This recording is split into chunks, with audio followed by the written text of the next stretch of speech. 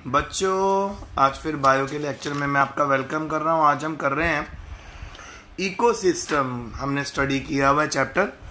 फिर कल भी मैंने आपको नियर अबाउट 15 क्वेश्चन करवा दिए थे इससे रिलेटेड, ठीक है, जिसमें हमने पिरामिड ऑफ बायोमास देखा, फिर सवन्ना देखा। सवन्ना का मतलब होता है जितने भी ग्रासलैंड जो डेवलप हो रहे होते हैं, ठीक है, स्मॉल ट्रीज और स्कैटर्ड श्रब्स के थ्रू, उनको सवन्ना बोलते हैं। फिर सबसे स्टेबल इकोसिस्टम आपको बताया था मैंने, वो होता है हमारा ओशन, ठीक है। आज मेरा जो पहला क्वेश्चन है वो है जी, name 2 greenhouse gases and what are greenhouse gases. सबसे पहले मैं आपको ग्रीन हाउस गैसेज के ग्रीन हाउस इफेक्ट के बारे में बताना चाहता हूँ कि rise in the temperature of the earth due to increase in carbon dioxide is known as greenhouse effect. इसमें होता क्या है, जब पोल्यूशन के थ्रू कार्बन डाइऑक्साइड ज़्यादा बन जाती है तो बेटा ये कार्बन डाइऑक्साइड जो होती है ना, ये जब ऊपर एटमॉस्फेयर में जाती है, वहाँ पर ये कार्बन डाइऑक्साइड क्या करती है, ये जो हीट रेडिएशंस हैं उनको एब्जॉर्ब कर लेती है। और आप सभी जानते हैं कि जब कोई भी गैस हीट एब्जॉर्ब करे तो वो हैवी हो जाती है। वो जब नीचे दोबारा वापस आती हैं, ये अपने साथ हीट रेडिएशंस लेके आते हैं कार्बन डाइऑक्साइड के मॉलिक्यूल। अब होता यूं है कि इन मॉलिक्यूल्स के जो कार्बन डाइऑक्साइड, इसको तो एब्जॉर्ब कर लेंगे हमारे प्लांट्स, क्योंकि फोटोसिंथेसिस के लिए कार्बन डाइऑक्साइड चाहिए होती है। बट जो सबसे बड़ी मेजर प्रॉब्लम वो ये आएगी कि जो हीट रेडिएशन है वो पीछे छोड़ देंगे वो। तो ये जो हीट रेडिएशन, जो हीट है, ये हमारे एटमॉस्फेयर में बिल्डअप होती रहती है और फाइनली हमारे एटमॉस्फेयर का टेम्परेचर बढ़ जाता है। इसको ग्रीन हाउस इफेक्ट बोलते हैं। तो हमेशा यही कोशिश रहती है कि कार्बन डाइऑक्साइड गैस होगी, मीथेन गैस होगी, इनकी प्रोडक्शन कम हो ताकि जो ग्रीन हाउस इफेक्ट है उसको कंट्रोल किया जाए, ठीक है। ये वो गैसेज होती हैं जो अपने अंदर से इंफ्रारेड रेडिएशन जो इन्होंने अब्जॉर्ब की होती है छोड़ देती हैं और ग्लोबल वार्मिंग कॉज करती हैं। इसको ग्रीन हाउस गैसेज बोलते हैं। तो ये ग्रीन हाउस गैसेज आपने कभी नहीं भूलनी बेटा, carbon dioxide and methane gas.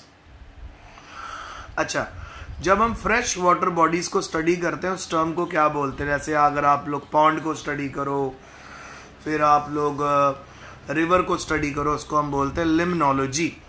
फिर नेक्स्ट क्वेश्चन है, 3 तरह के ऑर्गेनिज्म बताओ जो मरीन इकोसिस्टम में आपको मिलेंगे। तो 3 तरह के ऑर्गेनिज्म जो मरीन इकोसिस्टम में मिलेंगे, प्लैंकटॉन्स, नेक्टॉन्स और बेंथॉन्स, ठीक है। और मरीन इकोसिस्टम की शेप कैसी होती है? इन्वर्टेड वॉश बेसिन शेप, उल्टी और वॉश बेसिन शेप में आपको मिलेगा।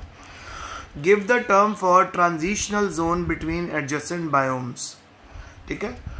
ट्रांजिशनल जोन्स के बारे में आप लोगों को टर्म का नाम बताना, तो वो होता है बेटा ecotone. What is the significance of food web? Food web का क्या सिग्निफिकेंस है? देखो जी, तो एक तो फूड वेब से क्या होता है, ओवर पॉपुलेशन चेक रहती है, कंट्रोल रहती है। जैसे जो एनिमल की स्पीशीज हैं, प्लांट की स्पीशीज हैं, ठीक है, उनको ऑल्टरनेट पाथवे मिलता रहता है फूड की अवेलेबिलिटी का। जो फूड वेब होता है वो बनता है ढेर सारी फूड चेन से। आपके पास अलग अलग तरह की फूड चेन होती है। एक होती है आपके पास डिट्रिटस फूड चेन जो सैप्रोफाइट्स से लिंक में होती है। फिर आपके पास बेटा अलग अलग तरह की फूड चेन होती हैं। जब ये सारी फूड चेन आपस में कंबाइन कर जाती हैं, ये बनाती हैं फूड वेब, ठीक है। और जो फूड वेब है ये मदद करता है, एक तो ओवर पॉपुलेशन कंट्रोल लगता है क्योंकि फूड वेब में एक से ज़्यादा प्रीडेटर आपको मिलेंगे। Next, give the term for network of interconnected food chain, that is food web. अभी मैंने आपको ऊपर समझाया, जब 2 या 2 से ज़्यादा फूड चेन आपस में कंबाइन कर जाती हैं वो बना देती हैं फूड वेब। फिर बेटा ट्रॉफिक लेवल क्या है? ये है जी, group of organism deriving their energy from same source. जब अलग अलग group of organism same source से अपनी एनर्जी डिराइव करते हैं उसको ट्रॉफिक लेवल बोलते हैं। तो बेटा जो मेजर एनर्जी सोर्स है हमारी अर्थ के लिए, that is the solar energy, sun, ठीक है, वो मेजर सोर्स है। फिर आ गया बेटा next question, give the term for response of organism to duration of light. इसको फोटो पीरियडिज्म बोलते हैं, फोटो पीरियडिज्म। और फोटोट्रॉपिज्म होता है attraction toward light. Photoperiodism, period मतलब टाइम, ठीक है, फोटो मतलब light. So depending upon need of light for plant, plants को अलग अलग तरह के पार्ट्स में डिवाइड करता है। एक तो होते हैं बेटा short day plant. Short day plant वो प्लांट होते हैं जिनको लाइट कम चाहिए होती है, ठीक है, उनको शॉर्ट डे प्लांट बोलते हैं।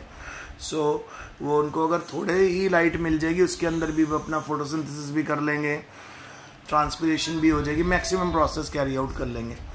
एक होता है बेटा long day plant. Long day plant वो प्लांट होते हैं जिनको लाइट ज़्यादा देर के लिए चाहिए।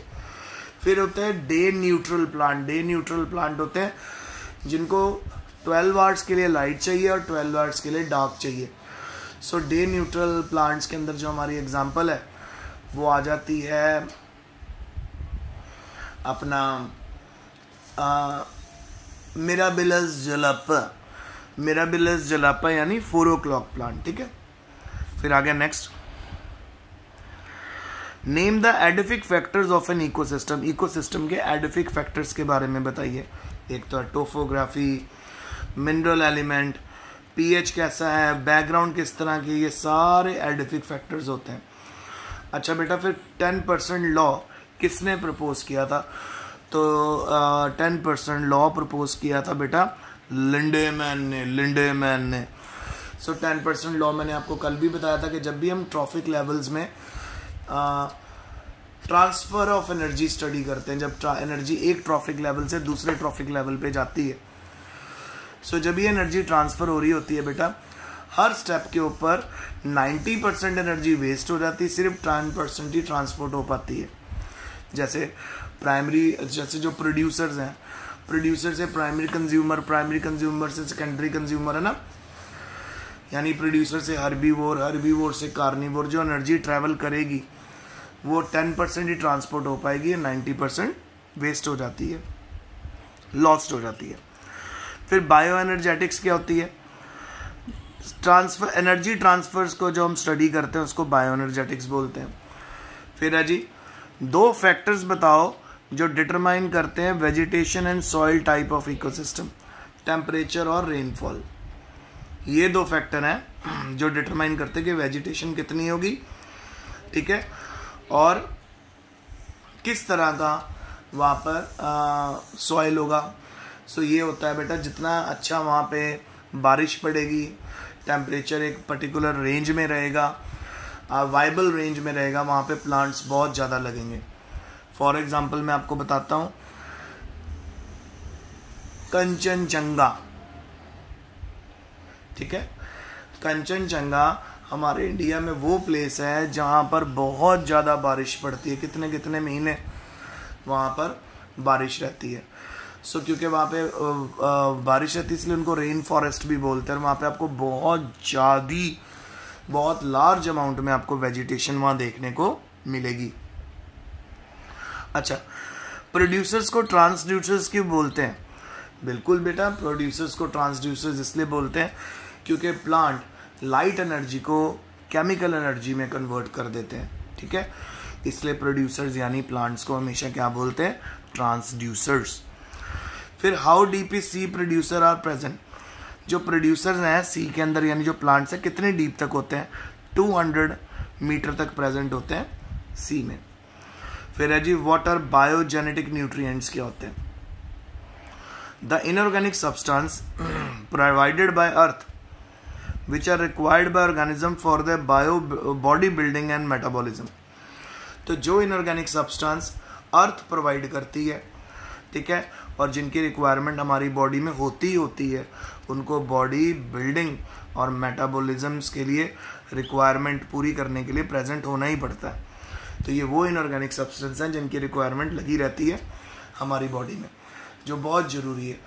जैसे अगर हम बात करें सोडियम, पोटाशियम या आयरन हमारी बॉडी में है, कैल्शियम भी हमारी बॉडी में आयरन की फॉर्म में ट्रेवल करती है, हमारी बोन्स में होती है। तो यानी यहाँ पे आपको ये बताया जा रहा है कि ये जो हमारे बायोजेनेटिक न्यूट्रिएंट्स हैं होते इनऑर्गेनिक हैं, पर इनकी रिक्वायरमेंट लिविंग ऑर्गेनिजम्स में बहुत होती है। अब अगर आप देख लो हमारा हीमोग्लोबिन, हमारा जो हीमोग्लोबिन है उसके अंदर आयरन प्रेजेंट है, ये भी एक तरह की नॉन मेटल है ना, सॉरी मेटल है। इसी तरह आपका जो क्लोरोप्लास्ट है, ठीक है, उसके अंदर भी आपके एलिमेंट्स प्रेजेंट होते हैं।